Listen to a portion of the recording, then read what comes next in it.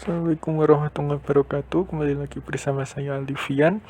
Dan di video kali ini kita akan membahas tentang masalah apa yang sebenarnya terjadi di Hoyo Fest, atau lebih dikenal dengan Festival MiHoYo ya, yang terjadi di Indonesia. Kita akan membahas ini dari perspektif orang Indonesia sendiri, atau mungkin dari perspektif tentang penyelenggaraan festival itu sendiri. Ayo kita mulai.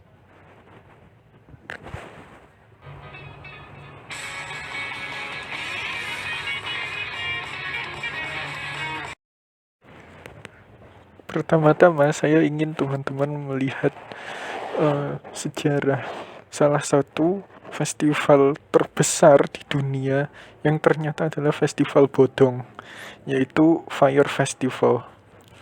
Kalau misalkan teman-teman searching di Google, di sana akan bisa terlihat betapa mewahnya gitu ya sesuatu yang ditawarkan di dalam Fire Festival ini, yang ternyata setelah orang-orangnya itu sampai di tempat, ternyata itu tidak sesuai dengan tempat yang ditujukan di promosinya gitu. Jadi yang katanya adalah pasir pantai yang bagus gitu, sebuah konser di pantai yang indah, yang kayak akan pemandangan yang bagus gitu, dan juga dengan fasilitas-fasilitas yang sangat memadai.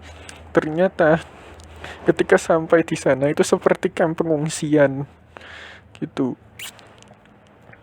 Ya masih rada bagus sih kalau misalkan di tempat kamp pengungsian itu masih disediakan makanan yang cukup gitu ya, dan juga tempat tidur yang layak gitu. Ini enggak gitu. Jadi di sana itu sampai orang-orang itu berebut kasur gitu, orang-orang itu berebut tisu, bahkan ya makanan di sana juga rebutan. Jadi kondisinya itu lebih mengerikan bahkan daripada kamp pengungsian ya, karena kan memang kamp pengungsian itu sudah dipersiapkan sedemikian rupa gitu kan. Nah ini enggak gitu ya. Kok saya bisa tahu ya, karena memang dulu saya juga pernah ngungsi gitu ya, waktu di tempat saya, di daerah saya ini terjadi bencana alam. Itu makanya saya tahu lah. Oke, jadi kemudian setelah drama ini terus berlanjut, apa yang terjadi pada Fire Festival itu? Setelah kemudian diselidiki lagi, ternyata ada kasus penggelapan dana, ada kasus penipuan di sana, yang mana ternyata salah satu penyelenggaranya itu ternyata sempat kabur ke luar negeri sebelum akhirnya ditangkap dan dipaksa untuk membayar denda yang nominalnya saya nggak tahu itu ya pada waktu itu berapa. Nah, tapi kan itu terjadi di luar negeri, dan itu kan bisa dikatakan konser bodong gitu ya. Bagaimana dengan yang di Indonesia? Ini kan beneran ada, dan ini bukan bodong gitu ya. Artinya bahwa memang ini terjadi, benar-benar terjadi di Indonesia. Tetapi sekarang saya ingatkan lagi bahwa mental masyarakat kita itu adalah mental yang penting jadi. Begitu. Maksudnya apa? Maksudnya adalah, saya kasih contoh begini. Pernah nggak kemudian ketika orang mengerjakan sesuatu gitu, kemudian kalian kritik gitu, ini kok gini, ini kok begitu gitu, kemudian dia protes gitu, yang penting wah jadi gitu, yang penting wah ini sudah bener gini gini gini. Jadi orang Indonesia itu memang tidak mengharapkan suatu kesempurnaan. Ini bukan semua loh ya, tetapi beberapa. Saya tidak mengatakan bahwa semua orang Indonesia seperti itu, tetapi kan memang beberapa orang seperti itu. Begitu. Nah, contoh di Indonesia yang klasik itu adalah sinetron. Kok bisa lari ke sini? Saya jelaskan begini. Ketika teman-teman nonton sinetron episode 1, 2 sampai episode ke-10 gitu ya, itu kan bagus-bagus kan, alur ceritanya jelas, apa-apanya jelas. Tetapi ketika sinetron itu semuanya laku gitu ya, kemudian si CEO-nya atau bosnya ini meminta tambahan. kamu bikinlah episode baru gini gini gini gitu. Padahal misalkan dari perjanjian itu udah 10 episode sudah stop di sana, tetapi bosnya ini nggak mau tahu. Itu maunya adalah yang penting ini menghasilkan uang untuk saya, ini menghasilkan cuan untuk saya, walaupun nanti kualitasnya jelek, yang penting untung dan yang penting jadi.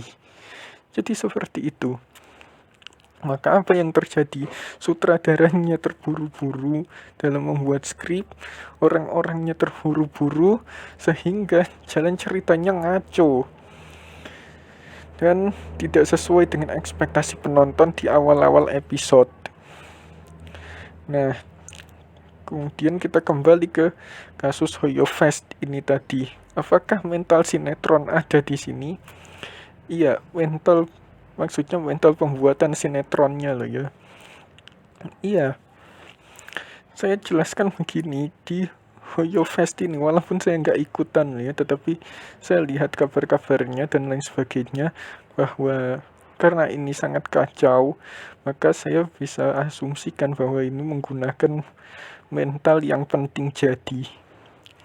Begitu, jadi orang-orang yang ada di sini itu melihat bahwa oke, yang penting ini sudah jadi, apapun nanti yang diprotes oleh pelanggan dan lain sebagainya, itu adalah urusan belakang. Yang penting ini sudah jadi, yang penting ini sudah siap, begitu kan, dan lain sebagainya. Tetapi itu sebenarnya justru malah mematikan bisnis mereka sendiri. Saya jelaskan seperti yang tadi itu ya, di Fire Festival itu.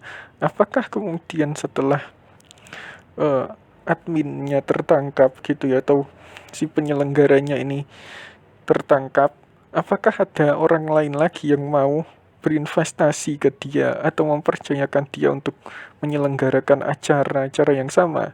Kan tidak. Atau kita bisa ambil contoh lain lah ya, dari Polandia. Di sana ada sebuah game yang waktu itu sangat hype, sangat ditunggu-tunggu, yaitu Cyberpunk 2077. Setelah gamenya rilis dan ternyata gamenya tidak sesuai ekspektasi, fansnya marah besar. Dan kemudian reputasi dari si DPR yang merupakan developernya itu langsung menurun, langsung hancur dalam sesaat. Nah, inilah yang mau kita ingatkan buat panitia-panitia sekalian, untuk bisa menambah profesionalitas kalian atau kalian akan bernasib hancur. Begitu. Saya kira itu saja ya.